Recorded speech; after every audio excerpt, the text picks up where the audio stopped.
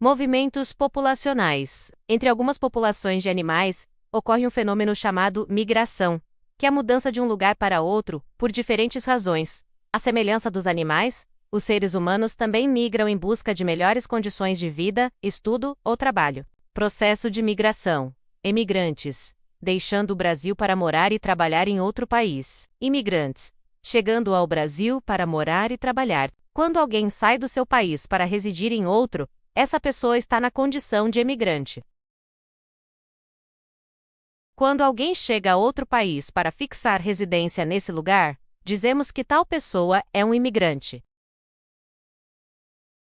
A pessoa que migra pode ser tanto emigrante como imigrante. A diferença consiste no local de onde veio e a experiência, se é de saída ou chegada. Formas de migração. Grande parte das pessoas já migrou em algum momento da vida para fixar residência em outro lugar. As migrações podem acontecer de várias formas. Veja, definitiva ou temporária interna, ou nacional interestadual, entre estados interurbana, entre cidades campo-cidade ou cidade-campo, externa ou internacional, voluntária ou involuntária, legal ou ilegal no lugar de destino, deslocamento diário ou habitual, por motivos de trabalho ou estudo em outra cidade. Migração diária.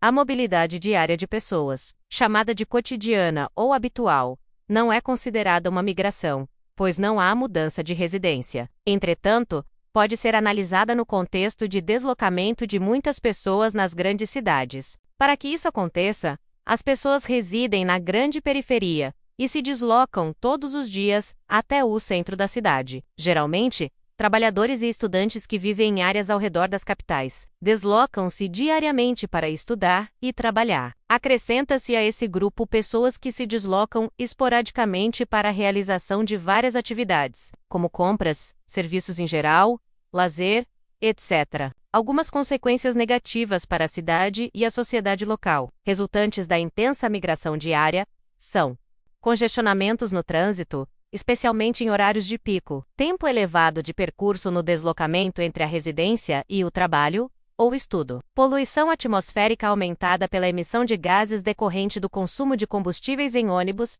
e carros circulantes. Esse fluxo intenso de pessoas faz com que seja necessário o desenvolvimento de projetos de transportes públicos eficientes, com maior número de linhas de ônibus, trens e metrô, além da criação de corredores exclusivos para ônibus e vias que reduzam o tempo de deslocamento nas grandes cidades. Os municípios devem investir no movimento diário daquele que se desloca de uma cidade vizinha e viabilizar o trabalho e o acesso a serviços próximos da residência da população, melhorando assim a qualidade de vida das pessoas e reduzindo os grandes deslocamentos diários, o que, por sua vez, representa menores forças de pressão nos perímetros urbanos e no meio ambiente como um todo. Deslocamentos internacionais. Os cidadãos de um país, em geral, têm liberdade para se deslocar dentro do próprio território, podendo residir em outro estado ou município. No caso de uma viagem internacional, o processo é diferente. Oi, meu nome é Mônica. No começo deste ano, eu e meus pais passamos as férias nos Estados Unidos. Fomos visitar a tia Regina, que está estudando lá. No começo eu pensei que era só comprar as passagens de avião e embarcar, mas meus pais me explicaram que é preciso conhecer as leis do Brasil e dos Estados Unidos com relação à entrada e saída de pessoas. O primeiro passo foi agendar um horário no consulado dos Estados Unidos para fazer o passaporte. É o documento que me identifica como cidadã brasileira e permite a entrada em outro país. O segundo passo foi marcar uma entrevista no consulado dos Estados Unidos para solicitar o visto. Lá informamos que iríamos apenas visitar a tia, pois não moraríamos nos Estados Unidos. No dia da viagem, eu estava ansiosa e feliz. No aeroporto, nos apresentamos à Polícia Federal e mostramos as passagens e o passaporte.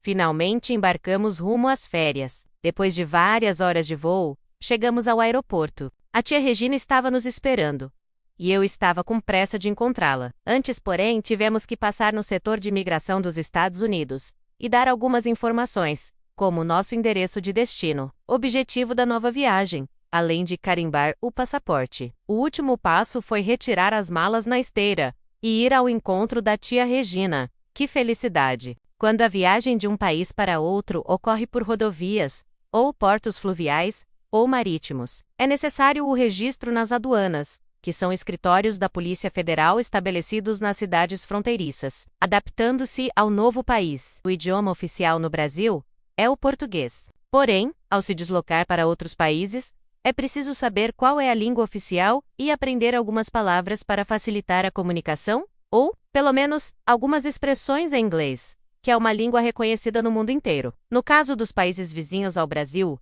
é recomendável saber o espanhol. O que fazer quando tiver problemas em outro país? Antes de sair do Brasil, é importante que o imigrante conheça os números de telefone da representação brasileira no país de destino, e caso enfrente alguma situação de risco, como estrangeiro, recorra ao escritório consular, que poderá auxiliá-lo nas seguintes situações: desrespeito aos direitos humanos, repatriação ou retorno ao Brasil, em caso de conflito político ou catástrofes naturais, rejeição da entrada em um país sem motivo legal, prisão por crimes cometidos dentro do país, segundo suas leis, entre outros. Não haverá cobrança pelos serviços prestados aos cidadãos brasileiros por parte da representação consular. O termo brasileiro não era bem visto no Brasil no século XVI. Ele se referia à profissão dos comerciantes, transportadores ou cortadores de pau-brasil, exercida por criminosos banidos para cá. Portanto, não era motivo de orgulho ou privilégio ser um brasileiro. Mais tarde, o Frei Vicente do Salvador chamou de brasileiros os nascidos no país. Somente a partir de 1707, ao cessar a atividade de corte do pau-brasil, o gentílico brasileiro foi reconhecido e adotado, despertando desde então orgulho e amor a esta terra, chamada Brasil. Gentílico, adjetivo dado a um indivíduo de acordo com o seu local de nascimento ou residência.